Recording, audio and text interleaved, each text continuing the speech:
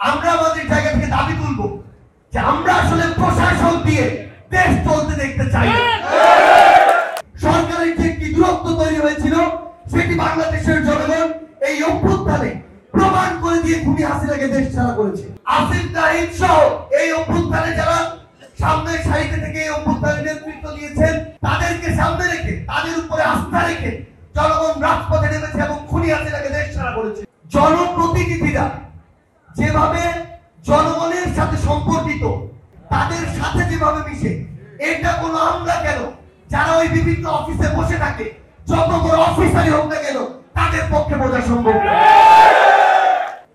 এবং জনগণের সাথে রাজনীতির যে একটি সম্পর্কে দূরত্ব তৈরি হয়েছিল, জনগণের সাথে সরকারের যে একটি দূরত্ব তৈরি হয়েছিল সেটি বাংলাদেশের জনগণ এই অভ্যুত্থানে প্রমাণ করে দিয়ে খুনি হাসিনাকে দেশ ছাড়া করেছে। এখন আমরা আপনাদের কাছে আসলে কি চাই? চাওয়া যেমন আপনাদের রয়েছে বাংলাদেশের মানুষের পক্ষ থেকে, অভ্যুত্থানের স্পিরিটের জায়গা থেকে আমাদেরও কিছু গুরুত্বপূর্ণ চাওয়া রয়েছে। আমরা আমাদের জায়গা থেকে অবশ্যই চাই যারা নিজের যোগ্যতায় ফ্যাসিস্টদের বিরুদ্ধে লড়াই করে সংগ্রাম করে জনগণের ম্যান্ডেট নিয়ে কাউন্সিলর নির্বাচিত হয়েছে তারা জনগণের প্রতিনিধি হিসেবেই থাকুক। কিন্তু আপনাদের জায়গা থেকেও এই নিশ্চয়তাটুকু আপনাদের জায়গা থেকে দিতে হবে, এই যে আপনাদের সাথে আমরা একটি কমিটমেন্ট করে আপনাদের হয়ে কথা বলবো, লড়াই করব, সেই কমিটমেন্টের মর্যাদা আপনাদের রাখতে হবে।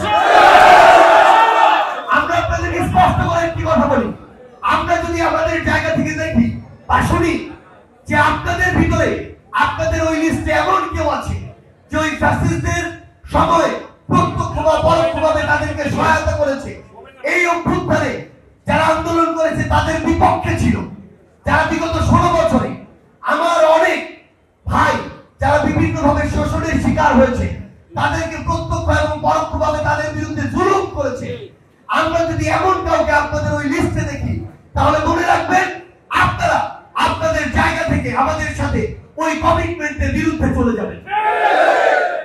আমরা আমাদের জায়গা থেকে স্পষ্ট কিছু কথা বলি, আমরা আমাদের জায়গা থেকে দাবি তুলব যে আমরা আসলে প্রশাসন দিয়ে দেশ চলতে দেখতে চাই। আমরা আমলাতন্ত্রে তাদের যতটুকু টেরিটরি তারা সেখানে কাজ করবে, জনপ্রতিনিধিরা জনগণের সাথে তাদের যতটুকু কর্মপরিধি সেখানে কাজ করবে। এই কম্বিনেশন যদি না থাকে তাহলে দিন শেষে যেভাবে রাষ্ট্রের ফাংশন করার কথা সেভাবে ফাংশন করা সম্ভব নয়। আমরা আমাদের জায়গা থেকে যেই জিনিসটি পেতে চাই, আপনাদের মধ্যে এমন কারো কথা যেন আমরা আগামীতে না শুনি যারা ক্ষমতা পেয়ে সেই ক্ষমতার আবার অপব্যবহার শুরু করেছে। একটা জিনিস মনে রাখতে হবে, হাসনাত তার কথায় বিস্তারিত ভাবে এই কথাটি বলে গিয়েছে, জনপ্রতিনিধিরা যেভাবে জনগণের সাথে সম্পর্কিত তাদের দুঃখ কষ্ট যেভাবে বুঝে, তাদের দুর্দশা যেভাবে বুঝে, তাদের সাথে যেভাবে মিশে, এটা কোনো আমরা কেন যারা ওই বিভিন্ন অফিসে বসে থাকে যত বড় অফিসারই হোক না কেন তাদের পক্ষে বোঝা সম্ভব না। একইভাবে আমরা আমাদের জায়গা থেকে শুধু একটি কথাই বলি যে স্থানীয় সরকার এবং এই সম্পর্কিত যে মন্ত্রণালয় সেখানে আমাদের এই অভ্যুত্থানের অন্যতম একজন সহযোদ্ধা আসিফ মাহমুদ সচিব ভুইয়া সেখানে উপদেষ্টা হিসেবে দায়িত্ব পালন করছেন। আমরা মনে করি আসিফ নাহিদ সহ এই অভ্যুত্থানে যারা সামনের সারিতে থেকে এই অভ্যুত্থানের নেতৃত্ব দিয়েছেন তারা জনগণের দুঃখ দুর্দশা বুঝে বলে, জনগণের পালস বুঝে বলে এই অভ্যুত্থানে তাদের নেতৃত্ব জনগণ গ্রহণ করেছিল। এই অভ্যুত্থানে তাদেরকে সামনে রেখে তাদের উপরে আস্থা রেখে জনগণ রাজপথে নেমেছে এবং খুনি হাসিনাকে দেশ ছাড়া করেছে। সেই জায়গা থেকে আমরা চাই যারা জনগণের কাছে গ্রহণযোগ্যতার ভিত্তিতে নিজের যোগ্যতা এবং দক্ষতার ভিত্তিতে এভাবে নির্বাচিত হয়ে এসেছে তাদেরকে